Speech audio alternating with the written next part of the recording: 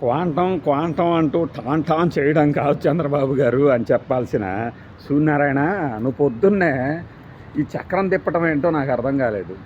మీకు కూడా సడన్గా బిగిన్ చేసేసరికి అర్థం కాదు కదా. ఒక చిన్న ఛానల్ ఈ మధ్యనే కాస్త రేటింగ్లో పుంజుకుంటుంది అని కాస్త హడావిడి చేస్తున్న ఛానల్లో మన ఒకప్పటి మిత్రుడు సీఈఓగా ఉన్నారనమాట. ఆయన నారాయణ నారాయణ అనుకుంటూ పొద్దున్నే మొదలుపెట్టేసాడు. చక్రం తిప్పేస్తున్నారా ప్రపంచ వేదికలపైన, దావోస్లో అడుగు పెట్టి పెట్టగానే యాక్షన్లో దిగిపోయారా? ఎస్, యాక్షన్లో దిగిపోయారు. ఈ పెట్టుబడులు సంబంధించి ఆ ప్రకటనలు, ఆ హడావిడి చూస్తుంటే మన వాళ్ళందరికీ గుర్తుండే ఉంటుంది కదా, ఏ రేంజ్లో ఉంటుంది మనం కనుక చేస్తే.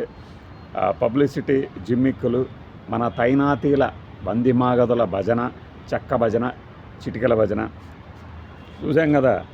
అందరూ 8 డిగ్రీల చలిలో అందరూ 5 అంచెల దుస్తులు ధరిస్తుంటే ఈయన మాత్రం 2 అంచెల దుస్తులే ధరిస్తున్నారు అంటూ మొదలయ్యే ఈ భజన కార్యక్రమం ఈరోజు ఉదయం ఎందుకో చూసాం. ఆ ఛానల్ చూడగానే, నాయన నువ్వు ఇటు మారావా, అంతకుముందు మన డెప్యూటీ సీఎం గారికి భజన చేసేవాడివి, ఇప్పుడు ఇటు మారుతున్నావా, ఇటు భజన చేస్తున్నావా అంటున్నారు. భజన చేయడంలో తప్పే ఉండదు, భజన మీద కాస్త కామెడీ ఉంటుంది అంతే. అవతల వాళ్ళ మీద విమర్శలు మొదలుపెట్టినప్పుడు దాన్ని కౌంటర్ ఇవ్వాల్సిందేగా. జగన్మోహన్ రెడ్డి ఎక్కడ ఫెయిల్ అయ్యాడు, ఈయన అక్కడే ఎందుకు సక్సెస్ అవుతున్నాడు అంటే, ఏం సక్సెస్ అయ్యారు? లాస్ట్ ఇయర్ కూడా వెళ్ళారు కదా దావోస్. అప్పుడేమో బ్రాండ్ బిల్డప్ చేయడానికి వెళ్ళాం, అసలు దావోస్కి వెళ్తే పెట్టుబడులు వస్తాయనడం భ్రమ అనగానే వాళ్ళు హియర్ సూపర్ సార్ భలే చెప్పారు సార్ అన్నారు కదా అందరూ. మరి ఇప్పుడు మళ్ళీ పెట్టుబడులు ఎలా వస్తాయి? దావోస్కి వెళ్ళినంత మాత్రం రావు అని. ఆర్ఎంజెడ్ గ్రూప్, మీకు ఆర్ఎంజెడ్ గ్రూప్ అంటే ఏంటి? మన షేక్పేట డిమార్ట్ పక్కనే వాళ్ళకి సంబంధించిన కార్యాలయం కూడా ఉంది. ఆర్ఎంజెడ్ ఏం చేస్తుంది? జీసీసీ కంపెనీలట. ఇప్పుడు అంతా జీసీసీనే హడావిడి జరుగుతోంది అని చెప్తూ ఆర్ఎంజెడ్ గ్రూప్ గురించి కూడా 1.5 సంవత్సరం గురించి మాట్లాడారు.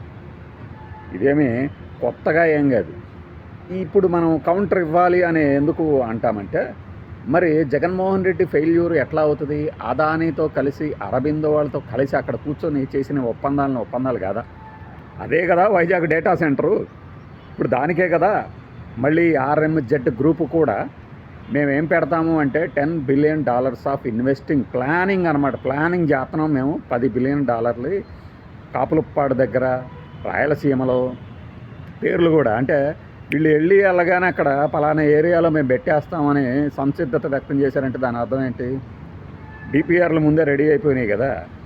అందుకే నేను దావోస్ గురించి ఏమైనా మాట్లాడితే డెస్టినేషన్ దావోస్ అంటే డెస్టినేషన్ వెడ్డింగ్. మన వాళ్ళందరూ, ఇక్కడ ఉన్న వాళ్ళందరూ పోయి వేరే చోట ఉదయపూర్లోనో రాజస్థాన్లోనో పెళ్లి చేసేసుకొని ఇక్కడికి వచ్చేస్తారు మళ్ళీ. డెస్టినేషన్ వెడ్డింగ్స్ అంటే వేరే చోట పెళ్లి చేసుకుని ఇట్లా రావడం. డెస్టినేషన్ దావోస్ అన్నా కూడా నేను అలానే చూస్తా. మన ఒప్పందాలు ఆల్రెడీ ఫిక్స్ అయి ఉంటాయి, అయిపోయి అక్కడ కూర్చొని సైన్లు చేసేసి ఇక్కడికి వచ్చేస్తాం. 1, 2 కుదిరితే కుదరచ్చు కొత్తవి. ఏది ఒప్పందాలు మాత్రమే, పెట్టుబడుల గురించి చెప్పట్లా నేను.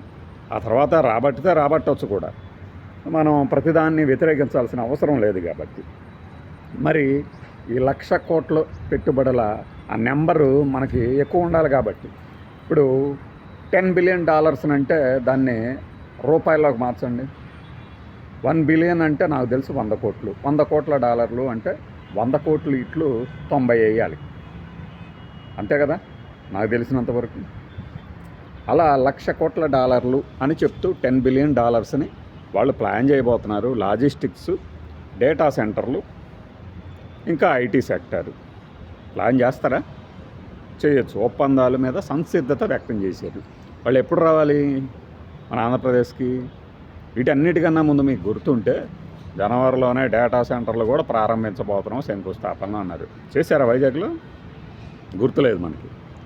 జనవరి 21 కదా, ఈ పాటికి బిగిన్ అయిపోయి ఉండాలి కదా అక్కడ కొబ్బరికాయ కొట్టాలు అది.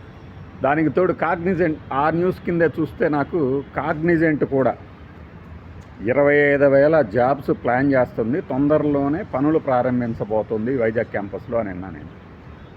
ఈ క్లిష్టమైన పరిస్థితుల్లో, ప్రపంచం అసలు క్లిష్టమైన పరిస్థితుల్లో ఉన్నప్పుడు కాగ్నిజెంట్ కొత్తగా 25,000 సీటింగ్ కెపాసిటీతో వైజాగ్లో గనక ప్రారంభిస్తే అది వరల్డ్ రికార్డ్ అవుతుంది. మిగిలిన వాళ్ళందరూ బబ్బు ఉంటుంటే మనం మాత్రం ఇక్కడ కొత్త జాబ్స్ ఇప్పించగలిగామంటే నిజంగానే ఘనత అది. మరి పాత ఉద్యోగులను ఇక్కడికి ఏమైనా షిఫ్ట్ చేస్తున్నారా? నిజంగానే కొత్త ఉద్యోగాలు 25,000 కాగ్నిజెంట్ వైజాగ్లో ప్రారంభించబోతుందా? ఇది నాకైతే డౌట్ అంటే నా సందేహం. ఏంటి ఇక్కడ జరగబోతుంది అని. దావోస్లో ఏం జరగబోతుంది అంట. ప్రపంచ వేదికపై చక్రం తిప్పడం ప్రారంభించేశారా? క్వాంటం అంటూ టాంటాన్ చేసేస్తున్నారా? చంద్రబాబు నాయుడు గారు ఎలా సక్సెస్ అవుతున్నారు? జగన్మోహన్ రెడ్డి ఫెయిల్యూర్ అని చోట. జగన్మోహన్ రెడ్డి ఫెయిల్యూర్ ఏంటి? చంద్రబాబు సక్సెస్ ఏంటి? డేటా తీయాలిగా సూర్యనారాయణ. డేటా తీయకుండా ఊరిక మాట్లాడితే కుదరదు కదా సూర్యనారాయణ. ఎందుకు అంటే మనం భజన చేసుకోవచ్చు. బురద జల్లితే అవతలవాడు కూడా ఇంత తీసి అట్లా వేస్తాడు. లేదంటే తెలిసిన వాళ్ళు నిజమా అప్పుడు రాలేదా? మరి అప్పుడు వచ్చింది ఏంటి? ఇది అది కాదా? పోనీ లాస్ట్ ఇయర్ దావోస్కి వెళ్ళినప్పుడు ఎంత తెచ్చారు, ఎంత చెప్పారు, ఎంత తెచ్చారు? డేటా తీస్తారు, లెక్కలు తీస్తారు. ఆ లెక్కల్లోకి రానివన్నీ ఇలా కాకి లెక్కల్లాగా ఆకాశంలో ఇప్పుడు నేను ఉన్న చోట నేల మీద పడుకుని ఆకాశంలో నక్షత్రాలను లెక్క పెట్టినట్టు ఊరక లెక్కలు పెట్టేస్తానంటే కుదరదు కదా. ఖచ్చితంగా అయితే ఒక లెక్క ఉండాలి. రిజిస్టర్డ్. ఇప్పుడు ప్రతి కంపెనీ కూడా ఇక్కడికి వస్తుంది అంటే మనం ఎస్ఐపిబి అంటాము, ఆ తర్వాత క్యాబినెట్ అంటాం, ఆ తర్వాత ప్రకటనలు ఇస్తుంటాము. ఇంత హడావుడి జరుగుతున్నప్పుడు నిజంగానే ఈ 1,00,000 కోట్ల పెట్టుబడితో ఆర్ఎంజెడ్తో ఇంకొక 1,00,000 ఉద్యోగాలు వస్తాయంటే ఎవరు అడ్డం పడతారు? ఎవరు అడ్డం పడరు. కానీ ఎప్పుడు వస్తాయి చూడాలి. చూసి క్వాంటం అంటూ టాన్ చేస్తున్న చంద్రబాబు గారు అన్నట్టు పెట్టాడు హెడ్డింగ్ మనోడు. ఇండియా గతే కాదు ఆంధ్రప్రదేశ్ రాత కూడా మార్చేస్తారా అంటే ఎస్, మార్చేయచ్చు. ఎందుకంటే మనకు హక్కు ఉంది, మనకు నీడు ఉంది. నీడే కాదు నెసెసిటీ కూడా, ఏది ఉద్యోగాలు రావటం అనేది. ఇప్పటికే మనం నిరుద్యోగ భృతి ఇవ్వలేదు. నిరుద్యోగులకు ఉద్యోగాలు ఇచ్చామంటారు, గట్టిగా అడిగితేనేమో రాబోతున్నాయి అంటారు. 18 నెలలు గడిచిన తర్వాత కూడా ఇంకా రాబోతున్నాయి అనే పదానికి తావుండదు. కరెక్ట్ కాదు అది. ఇంకా రాబోతున్నాయి అని చెప్పం. ఎప్పుడు వస్తున్నాయి కరెక్ట్గా చెప్పగలగాలి. ఎన్ని ఇచ్చామో చెప్పగలిగి ఉండాలి. ఇక్కడ ట్రాన్స్పరెన్సీ అని చెప్తుంటారు కదా, ఆ ట్రాన్స్పరెన్సీ లోపించింది కాస్త. నేను అనుకుంటున్నా, లేదు మీ కళ్ళ ముందు ఉన్నాయన్నీ చూసుకోండి అంటారా? ఒక వెబ్సైట్, ఒక డేటా తాలూకు గ్రీవెన్స్ సెల్లో ఎక్కడో కనుక చెప్తే శ్వేతపత్రాల్లాగా అవి కూడా చదివి రైట్ వీళ్ళు చెప్పినట్టే ఇన్ని ఉద్యోగాలు వచ్చినాయి, మంచి ప్రగతి సాధిస్తున్నాం అంటారు. కానీ నాకు ఒకటి విషయం అర్థం కాంది. ఇప్పుడు ఇన్ని పెట్టుబడులు వచ్చినాయి, ఇంత ఉద్యోగాలు వచ్చినాయి అని చెప్తున్నప్పుడు మరి ఆదాయం ఎందుకు తగ్గుతుంది?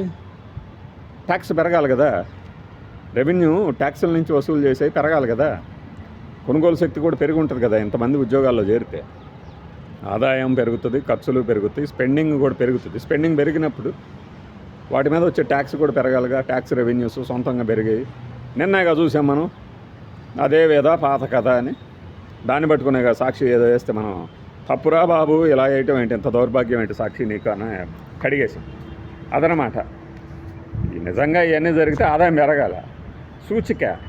సూచిక 1 ఆదాయం పెరుగుతుంది, పన్ను రెవెన్యూ పెరుగుతుంది. ఈ రెండు జరగలేదంటే అది కూడా జరగలేదు అని క్వాంటం అంటూ టాంటాం మిగులుతుంది. కానీ సూర్యనారాయణ ఇంకేం జరగదు.